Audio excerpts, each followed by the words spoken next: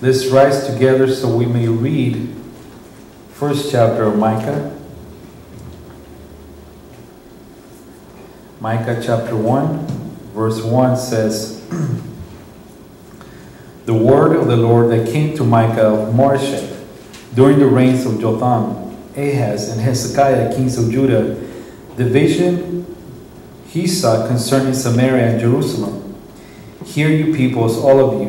Listen, earth and all who live in it, that the sovereign Lord may bear witness against you, the Lord from his holy temple. Look, the Lord is coming from his dwelling place. He comes down and treads on the heights of the earth. The mountains melt beneath him, and the valleys split apart like wax before the fire, like water rushing down a slope. All this is because of Jacob's transgression, because of the sins of the people of Israel. What is Jacob's transgression? Is it not Samaria? What is Judah's high place? Is it not Jerusalem? Therefore, I will make Samaria a heap of rubble, a place of planting vineyards. I will pour her stones into the valley and lay bare her foundations. All her idols will be broken to pieces. All her temple gifts will be burned with fire. I will destroy all her images, since she gathered her gifts from the wages of prostitutes. As the wages of prostitutes, they will again be used. Because of this, I will weep and wail. I will go about barefoot and naked. I will howl like a jackal and moan like an owl. For Samaria's plague is incurable. It has spread to Judah. It has reached the very gate of my people, even to Jerusalem itself. Tell it not in Gath, weep it not at all. In Beth Ophrah, roll in the dust. Pass by naked and in shame, you who live in Saphir. Those who live in Sinin will not come out. Beth Ezel is in mourning. It no longer protects you. Those who live in Maroth writhe in pain, waiting for relief, because disaster has come from the Lord, even to the gate of Jerusalem. You who live in Lachish, harness fast horses to the chariot. You are where the sin of daughter Zion began, for the transgressions of Israel were found in you. Therefore you will give parting gifts to Moresheth Gath. The town of Exib will prove deceptive to the kings of Israel.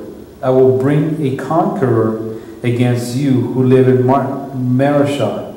The nobles of Israel will flee to Adullam. Shave your head in mourning for the children in whom you delight.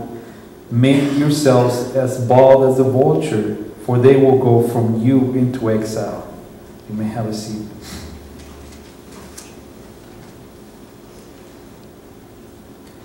So last week we saw that Micah comes in warning and setting up sort of a courtroom setting, and God being the judge and also bearing witness, him being the witness at the same time, proclaiming or going against the sin in Israel,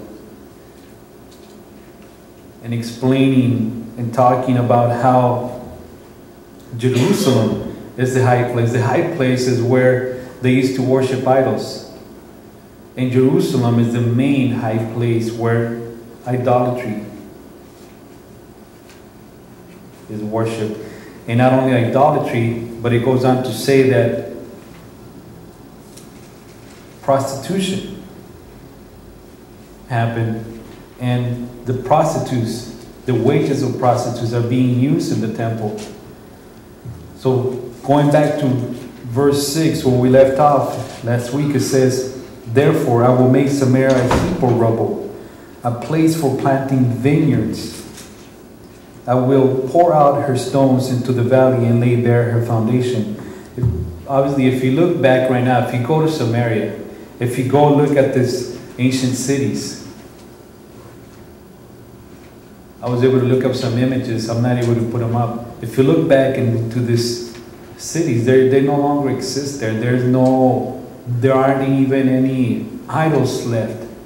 There are vineyards, there are orchards planted there, as the Bible says. It's going to be a heap of rubble for planting vineyards. And all the stones have been pushed out, literally been pushed out by the Roman Empire into the valley. Verse 7 says, all her idols will be broken to pieces. All her temple gifts will be burned with fire. I will destroy all her images, since she gathered her gifts from the wages of prostitutes. As the wages of prostitutes, they will again be used. God is a jealous God. We know that. You probably have not experienced being jealous. You probably have not experienced somebody that's jealous. But God's jealousy is not the same as human jealousy. Human jealousy usually filled with anger or bad intent behind it. You know, we hear about this people that are stalking celebrities. And not only celebrities, but sometimes, you know, people, neighbors that we know, we would call them stalkers because of what they do. They want to know every single little thing that they do. And that type of jealousy is evil. God is a jealous God, but He is jealous over our soul, over our spirit. He wants our faithfulness to Him. He wants us to be faithful to Him. In Exodus 20, verse 5, 34 also, verse 14, Deuteronomy 4:24, chapter 5, verse 9, verse 15 of chapter 6, and 1 Corinthians 6, 19 through 20 talks about God's jealousy and how He longs and He yearns to have us. And He said in His word, you know, I will not share my glory with anyone because He's a jealous God. We are His glory. We belong to Him. And you may say, well, I'm not worshiping idols. I'm not giving myself to any other religion. But as Christians, we don't necessarily have to worship a specific image, a specific idol. What we worship, and we can look at it that way, idolatry, for us it could be our vehicles. It could be our very careers. It could be a family member. You know, to the point where we know this family member is doing so much wrong and we know that what they do is not right, yet we cover for them. We cover up. I've known some people that actually have gone to jail for them because in the name of love.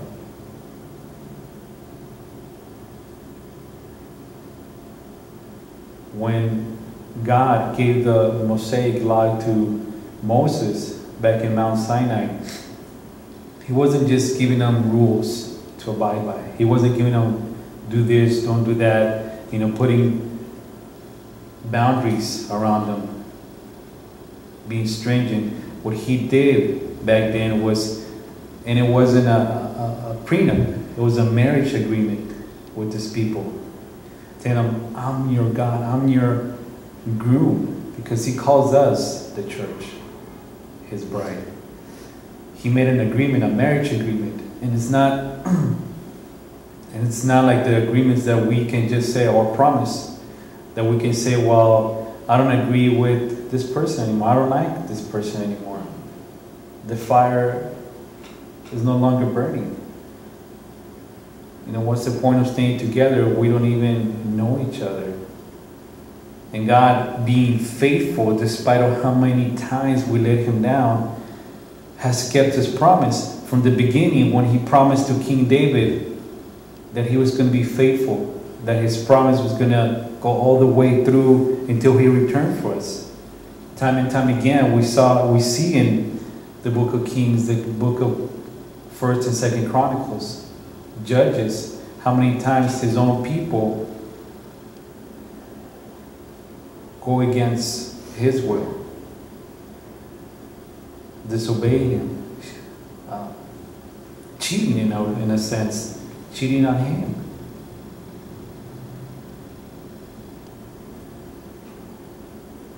You know, I don't know if you've ever experienced being cheated on, or you might have been the perpetrator. I've personally been on both sides of the coin. And that feeling when you've been deceived, it's an ugly feeling.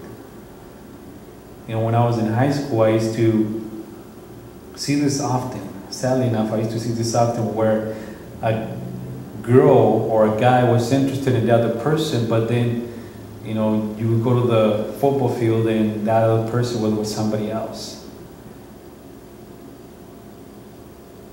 And you can see when that other person's heart would literally break. That feeling that you get, you know, the whole world literally collapses.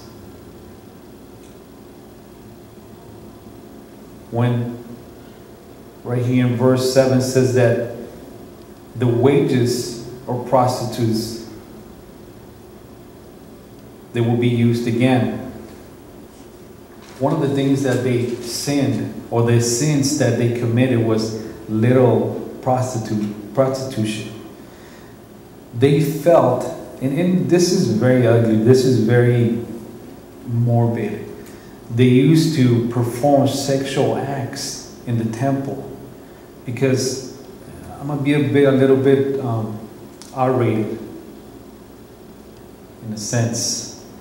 I'm not going to go into explicit detail, but they used to literally perform these acts to where they reached the climax. They felt like they were in heaven, literally in heaven, and through that they could reach God. And because they felt this is religion we're talking about, in God's temple. People will pay to do these acts. That's why it says that the wages of prostitutes. Talks about the wages. Not too long ago, before I moved from Mexico to the States, I would still hear about this in the religion that is so prevalent in Mexico. That people will pay, knowing ahead of time that they were going to do this behind their spouse's back, so that they could be pardoned by the priest, pardoned by the church. Here, instead of performing their worship or their burnt sacrifices or their offerings, they believe that they could reach God through these sexual acts.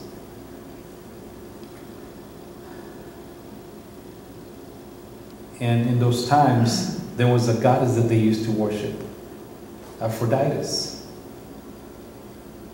which was also a goddess of fertility. But because God in God's word says that there is no idols, the idols will be broken to pieces. Now they cannot, to this date, archaeologists have not been able to find any idols from that era. Because God said that everything's going to be destroyed. They're going to be burned with fire. But the sin that they committed, this sexual acts, and look at where we are right now too. Going back to the immoral times, to where now if you say it is wrong for you to, not necessarily you, but for someone who is male or female, saying that it is wrong for you to be with the same sex, then we're called prude. And how we literally see in the streets, most of the time, young ladies literally almost nude. Hardly go to the mall, but maybe about 4 or 5 months ago, I was at the mall, and I was at the courtyard, the food courtyard. I was just sitting, and all of a sudden I just started seeing that there was all kinds of young kids. I understand it was the summertime, but literally, I was like, man, I don't even want to sit at these tables or these chairs because of how they're dressed, and I don't know where they've been, and they're sitting in these chairs and tables, showing half of their rears or more.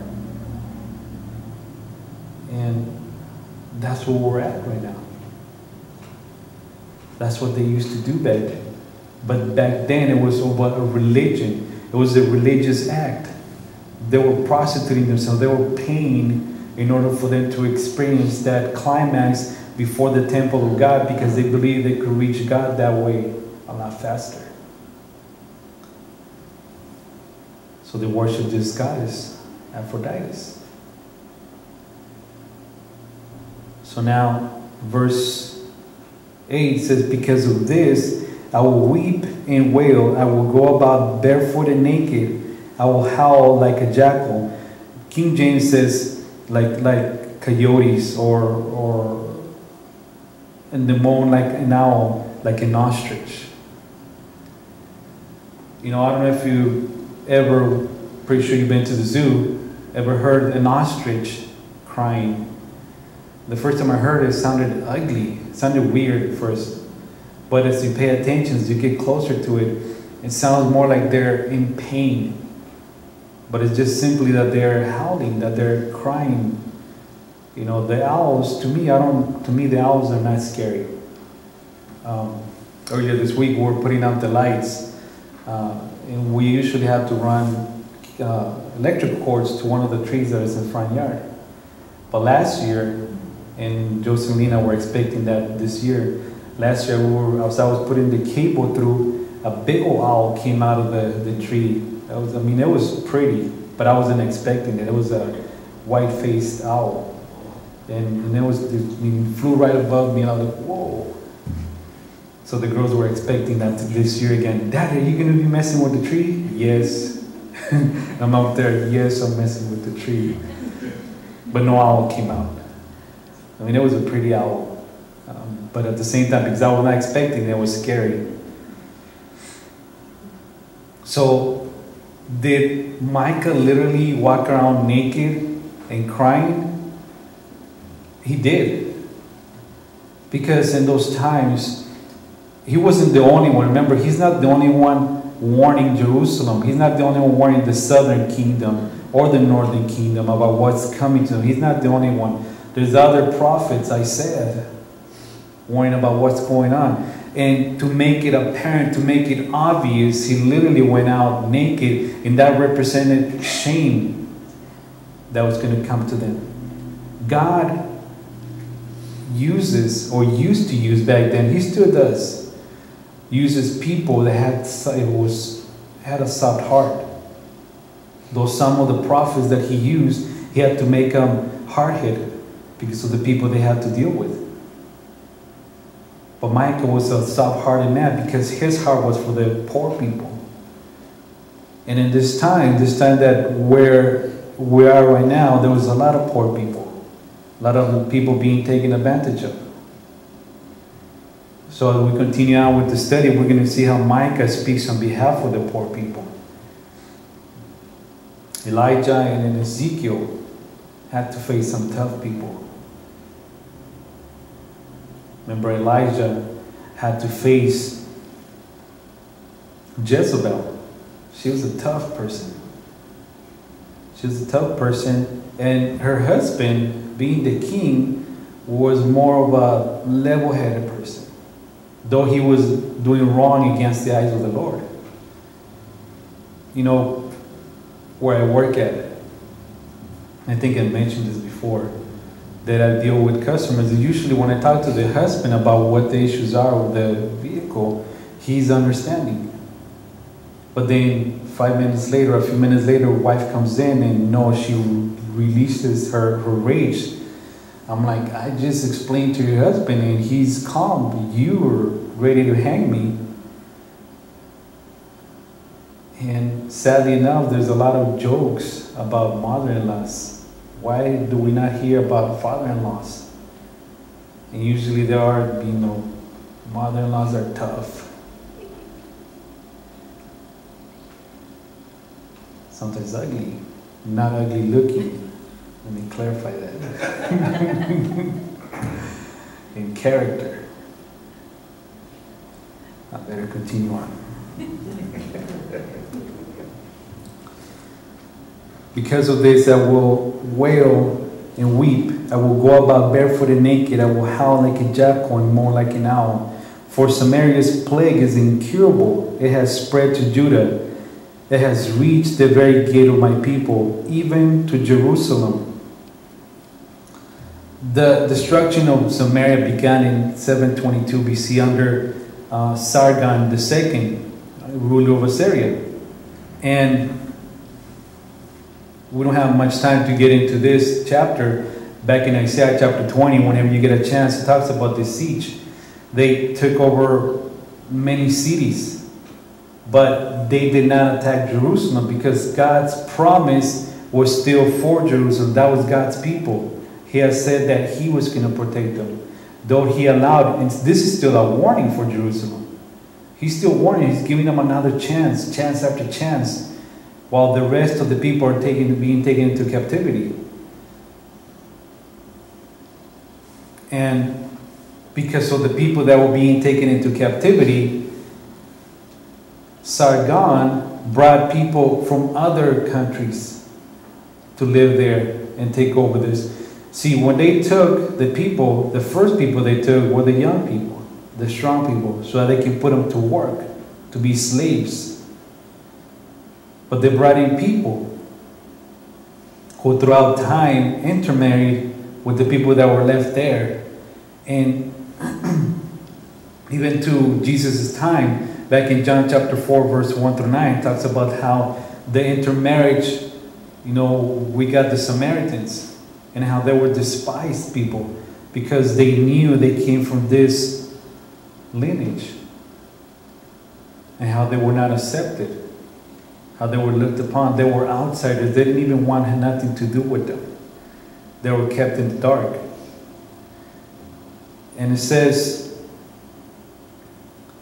the plague of Samaria is incurable, meaning that there is no cure for it. Not that God couldn't cure it, but that He said, you know what? There comes a point when you sin so much that God finally says, you know what? You really want to dive into it? Go ahead.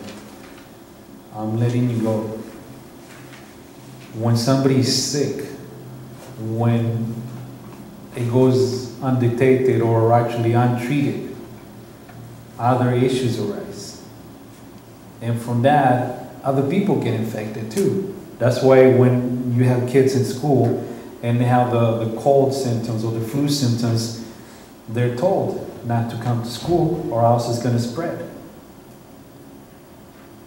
So the sin not only affects that person, one person. Remember, I said this before, and I'm going to continue to say this many times after, that the sin of someone doesn't just affect the person, and it doesn't affect them right away. It spreads. Sin, idolatry, began in the northern kingdom and eventually reached down to the southern kingdom. And just like cancer, a lot of the times when it goes undetected, it's too late. Though for God nothing is impossible if it is within His will. Here the people have already been warned time and time again, and finally said, go ahead. But He's still giving a chance to Jerusalem.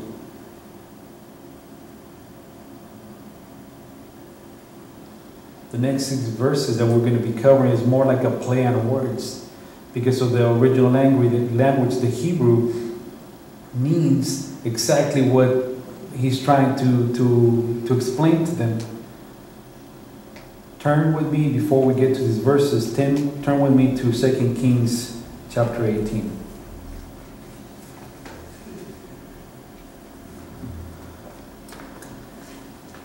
Verse 1. In the 3rd year of Hoshea, son of Elah, king of Israel, Hezekiah, son of Ahaz, king of Judah, began to reign. He was 25 years old when he became king, and he reigned in Jerusalem 29 years. His mother's name was Abijah, daughter of Zechariah.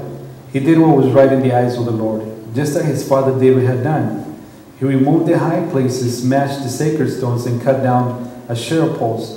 He broke into pieces the bronze snake Moses had made, for up to that time the Israel had begun burning incense on it. It was called Nehushtan. Hezekiah trusted in the Lord, the God of Israel. There was no one like him among all the kings of Judah, either before him or after him. He held fast to the Lord and did not stop following him. He kept the commands of the Lord, which he had given to Moses. And the Lord was with him. He was successful in whatever he undertook. He rebelled against the king of Assyria and did not serve him. From watchtower to fortified city, he defeated the Philistines. As for Gaza and the territory, in King Hezekiah's 4th year, which was the 7th year of Hoshea, son of Elah, king of Israel, Shalmaneser, king of Assyria, marched against Samaria and laid siege to it. Here's where the siege begins. This is where the Assyrians overtook over 46 cities. So now, going back to Micah, chapter 1. It says in verse 10, tell it not in Gath. The word Gath in Hebrew means weep. So tell it not in Gath, weep not at all. So it could be said, weep not in Weep Town. So he's playing with the words. Micah is trying to make them think. Nowadays, we simply look to Google and ask questions about what's going on in our world, rather than to research it. We want a quick answer. So Micah, what he's doing is playing with words, trying to get them to think. He says right here in verse 10, weep not in Weep Town. Continuing on, weep not in Weep Town. In Beth Ophrah, roll in the dust. Ophrah means dust pan or dust town. It says, in dust town, roll in the dust. When somebody would roll in the dust or throw dust over their head, that was because they were in mourning. Something shameful, something bad had happened to them. So something bad is going to happen to them. Roll in the dust in dust town. Verse 11 says, pass by naked in shame, you who live in Shaphir. Now Shaphir in Hebrew means pleasant or beauty town. So it says, pass by naked in shame by beauty town. I'm pretty sure I'm not the only one who's ever compared themselves to somebody who is better looking, much smarter. But when somebody here talks about being naked and in shame, passing by beauty town, obviously it's easy to understand. You will be shamed. Your shamefulness will be bare and visible before someone or something that is beautiful in comparison.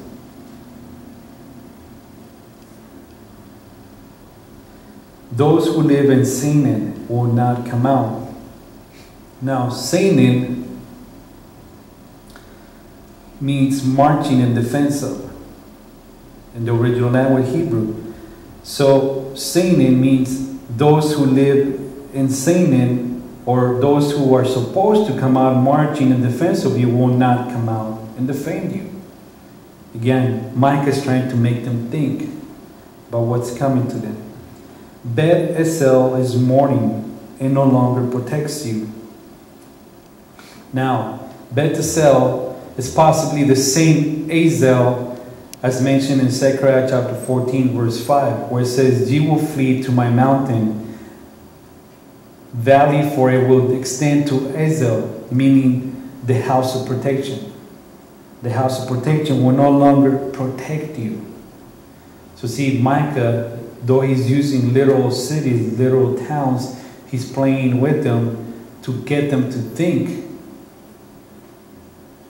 Whenever I talk to my daughters, usually I want them to think about what I'm telling them, rather than me just simply giving them the answer straightforward. I had to learn that myself too, because I was used to just give me the answer right away. Just pull out the calculator and here's the answer, in a sense. So Micah is doing the same thing here. Think about it. Think about the sin that you committed. Think about how many times God has forgiven you. Look at where you're at now. The house of protection no longer protects you. Verse 12. Those who live in Merath wreathe in pain, waiting for relief. Merath means bitterness. Those who live in bitterness wreathe in pain, waiting for relief. Obviously, those who are in pain are waiting for relief. Because disaster has come upon from the Lord, even to the gate of Jerusalem. Some people would say that the issue that they're going through, or the consequences really, what they're going through, is because God is punishing them, or that God is committing evil against them. From their point of view, it is evil, because they could say, why is God, if God is a loving God, why is He punishing me like this? But see, God doesn't punish us while we're still here on earth. Now, He allows us to deal with our consequences because of our wrong choices, or as He's doing with His people. It gets to a point where He says, you want to be in willful sin? Go ahead. Continue on in your own sin. Verse 12, continuing on. Because disaster has come from the Lord, even to the gates of Jerusalem. Now Jerusalem did not get attacked because God was still being faithful. He was still keeping His promise. Verse 13, you who live in Lachish, harness your fast horses to the chariot. Lachish was located southwest of Jerusalem. And this is where, well, first it was Philistine country. This is where sin was originally introduced. As it continues on to say, you are where the sin of daughter Zion began, for the transgression of Israel was found in you. Here, they would keep horses. They would raise horses. And they used to worship Apollos, which is in the Greek mythology, or Greek worshippers. They used to worship Apollo, being the god of the sun. And because they used to portray him being pulled by horses on a chariot, they used to worship him here. So now He's saying the horses who you trust in are no longer going to protect you. So everything that they believed was going to be on their behalf, protecting them, no longer exists. He's playing words, a game of words with them.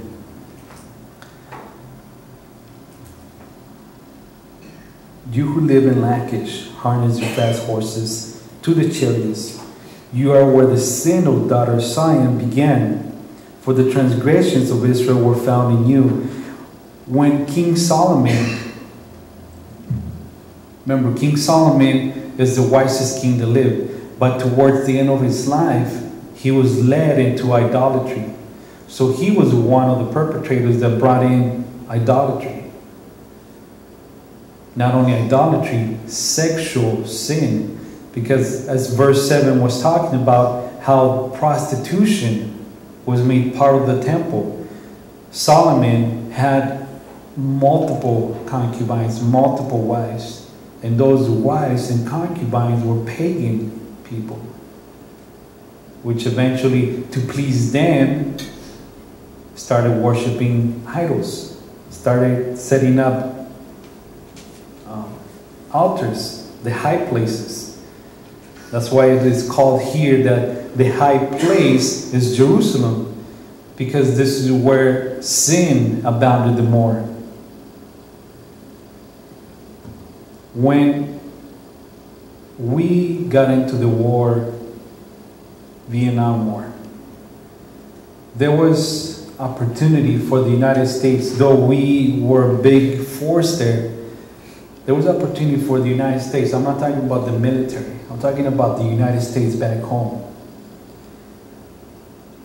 there was opportunity for us to shine them even more than our military being back home.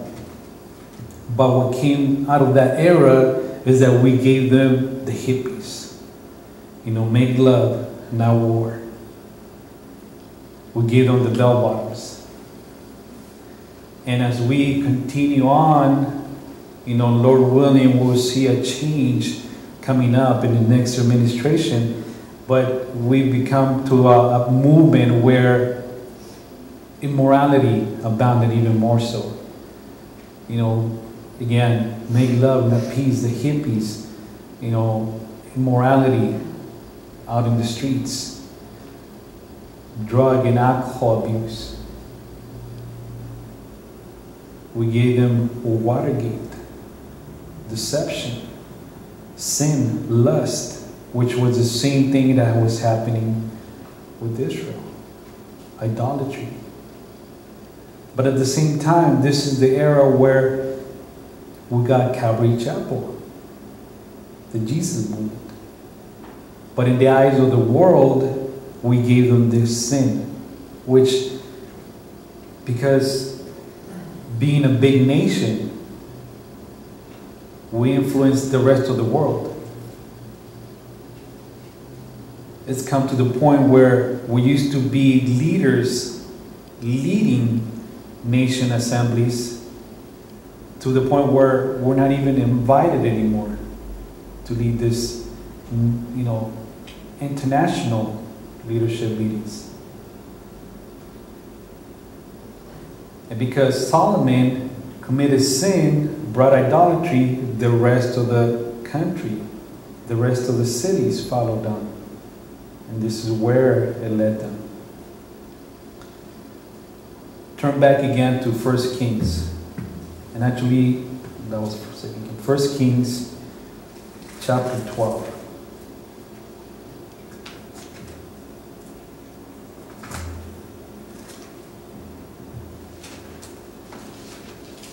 Verse 25. Then Jeroboam fortified Shechem in the hill country, Ephraim, and lived there. From there he went out to build up Peniel. Jeroboam thought to himself, the kingdom will now likely revert to the house of David. These people go up to offer sacrifices at the temple of the Lord in Jerusalem. They will again give their allegiance to their Lord. Rehoboam, king of Judah, they will kill me and return to the king Rehoboam. After seeking advice, the king made 2 golden calves. He said to the people, it is too much for you to go out to Jerusalem. He's deceiving them. Here are your gods, Israel, who brought you up out of Egypt. On the setup of Bethel, and on the other end Dan, and this thing became sin. The people came to worship the one at Bethel and went as far as Dan to worship the other. Jeroboam built shrines on the high places and appointed priests from all sorts of people, even though they were not Levites. Remember, God had appointed, we're covering Nehemiah, Levites were supposed to be the ones in charge of the temple worship. He instituted festivals on the 15th day of the 8th month, like the festival held in Judah, and offered sacrifices on the altar. This he did in Bethel, sacrificing to the calves he had made. And in Bethel he also installed priests to the high places he had made. On the 15th day of the 8th month of his own choosing, he offered sacrifices on the altar he had built in Bethel. So he instituted the festival for the Israelites and went up to the altar to make offerings. So he created his own religion, copying the same concept that they did in the northern kingdom, but because he wanted to keep his own head, he decided to bring deceit to the people and say, you know what, it's too far for you to go all the way to Jerusalem and worship over there. Remember, when Moses was bringing you out of Egypt, these were your gods that brought you out of the hands of Egypt. And where the sin began with Solomon. If you go back another chapter, 1 Kings chapter 11, this is where King Solomon, with his concubines and his wives, committed sin, and then led them to worshiping of idols. Verse 14 says, therefore you will give parting gifts to Moresheth Gad. Moresheth Gad, again, this is the hometown of Micah. The town of Axib will prove deceptive. Play of words again. Axib means deceptiveness. The town of deceptiveness will prove deceptive to the king of Israel. I will bring a conqueror against you who live in Mareshah. The conqueror, we know later on, as we continue on reading the Bible, one of his names is Faithful One, which is Jesus himself. The nobles of Israel will flee to Adullam. Adullam is the town where the cave, where King David, well, not yet king, was hiding from King Saul. And for him, it was a painful time for him when he was hiding in the cave. It says, the nobles of Israel will flee to Adullam. Shave your head in the morning. For the children in whom you delight, make yourself as bald as a vulture, for they will go from you into exile. Being bald back then was a shameful thing for them. We don't have more time, but Deuteronomy chapter 14, verse 1 through 12 talks about this shameful thing, because God was telling them, do not shave your head. But here he's telling them, shave your head. Because now a shameful thing is going to happen to them. This is where they're at. They're going to be mourning. Micah is warning them.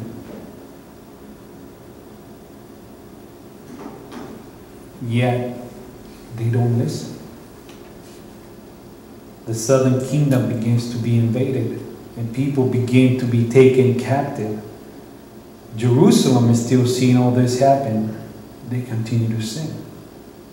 I mean, what does it take for somebody? I'm glad I don't live in that time, because I'll probably be the one in Jerusalem continuing to sin. But what does it take for somebody to understand that you are in sin and this is what's coming to you? Warning after warning, multiple prophets warning them at the same time in the northern kingdom and the southern kingdom. Yet they continue to sin. So what does it mean to us? What does it mean, all this chapter, what does it mean to us if we see these warnings, if we've seen how maybe people who are older than us have passed by and committed sin or made mistakes throughout their life? Should we not learn from them? Should we not learn from their mistakes? I mean, to me, those are warnings. To see them go through things and know that they repented, they learned from them, that should be a lesson for us to learn. Don't trip over the same rock. Let's pray.